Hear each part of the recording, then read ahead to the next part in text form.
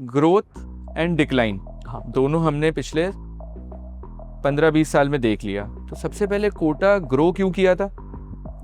अब चाहे वो बंसल सर हो या उस टाइम पे एलन बंसल और रेजोनेंस इन सब कोचिंग थी, या फिर वो अब इस टाइम पे हम देख रहे हैं कोटा में बच्चे कम हो गए हैं, भीड़ उतनी नहीं रहती है। एक टाइम पे ऐसा था, दिवाली के टाइम पे टिकट्स नहीं मिलती थी। अब वो कोटा डिक्लाइन पे चला गया कि बच्चे भी नहीं आ रहे हैं कोटा में, हॉस्टल की फ़ीस वगैरह इतनी महंगी हो गई हैं। तो आप ग्रोथ के बारे में बताओ, अगर आपको कुछ भी आइडिया उधर का हो, क्योंकि आप रहे हो कोटा में, और बच्चे क्यों कम हो रहे हैं कोटा में, अब क्यों डिक्लाइन पे है? क्योंकि सबसे पहले कोटा राइज क्यों हुआ, शायद वो हम ही लोगों की वजह से हुआ था, हमारे जैसे लोगों की वजह से हुआ था जो अपना घर बार छोड़ के कोटा आते थे। क्यों आते थे भाई? क्योंकि वहाँ पे पढ़ाई जो होती थी बहुत अच्छी होती थी। क्योंकि अगर मैं फिजिक्स के बारे में, नॉट ओनली माहौल, केवल माहौल ही सब कुछ नहीं होता है, केवल माहौल ही सब कुछ नहीं होता है। एक होता है कि आपने इतनी मेहनत की है पिछले 10-15 सालों में कि अब आप उसमें एक्सपर्ट हो गए, आपको बस आपकी इक्वेशन सेट होगी, आपने बस वैल्यू पुट करनी है और आंसर निकल कर आ जाएगा। तो कोटा में ये इक्वेशन बहुत जल्दी पहले ही बन चुकी थी कि भाई इसमें बस वैल्यू पुट करनी है, अगर बच्चे ने ये सेट हो गए यहाँ पर तो उसका सिलेक्शन हो जाएगा, पूरा करिकुलम उसका डिसाइड हो जाता सब था कुछ। तो अगर उसका सिलेक्शन नहीं हो रहा है तो उसका जिम्मेदार बच्चा खुद होता था। तो बच्चा खुद बोलता अरे यार पढ़ा नहीं यार, मैंने वहां गलती करी इसलिए मेरा सिलेक्शन नहीं हुआ।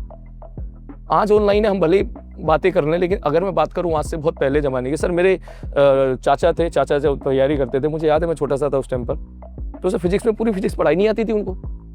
आप पूछो आपके चाचा या पापा के ज़माने में आप पूछो उनको लिमिटेड फिजिक्स पढ़ाई जाती है, अरे ये है बस इतना कर ले हो जाएगा, एडवांस में है ना। ये हम कोटा के बाहर की बात कर कोटा के बाहर की बात कर रहे हैं हम लोग। तब मेरठ में हुआ करती थी कोचिंग, मुझे याद है मेरठ में लोग जाते थे, इतना था बोला इतना ही करना होता है बस।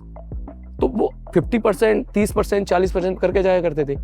कोटा में पूरा 100% पे वैल्यू दी जाती है, भाई पूरा करके जाओ आप, छोड़ना कुछ भी नहीं है। ठीक है, वो क्या है, तब क्या था कि वो चैप्टर्स पढ़ाने वाले लोग ही बहुत कम हुआ करते थे।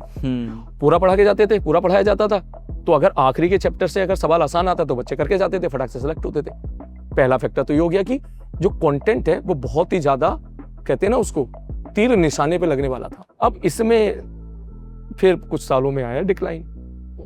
अब वो डिक्लाइन की वजह आई थिंक सबको मालूम ही है।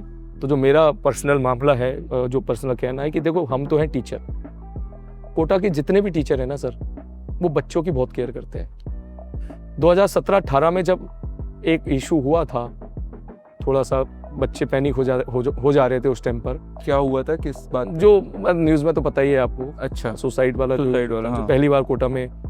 तो सर 17-18 के आसपास की बात बता रहा हूँ मैं। तो तब इस चीज़ को हम सब लोगों ने मिलकर अच्छे से कंट्रोल किया था। सारे टीचर एक हो गए थे उस टाइम पर, सारे टीचर एकदम, हर बच्चे से इंडिविजुअल बात होती थी हमारी। और जो है किसी भी कोई दिक्कत है, बच्चा टीचर से सीधा डायरेक्ट बोला करता था।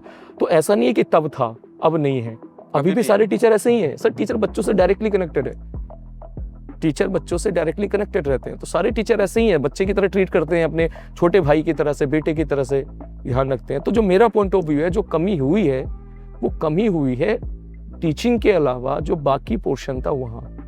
हम जब लोग रहते थे कोटा में, आप और हम, तब हमारा अटैचमेंट टीचर के साथ साथ अपने मकान मालिक और अपने मकान मालिक के बेटे या वो उनसे ज्यादा हो जाया करता था। लैंडलॉर्ड यार रोते हुए जाते थे यार, ठीक है, कि ऊपर से कभी तो ऐसा भी होता था, लैंडलॉर्ड रोटी मान के पैक करके देते थे कि बेटा घर जा रहा है, रोटी मान देती हूँ, तेरा मैस बंद हो गया ना, ले आ जा। मकान मालिक को जब पता चल जाता था कि आज ये खाना नहीं खाया है, मैस बंद हो गया है, तो बैठा के खाना खिलाया करते थे।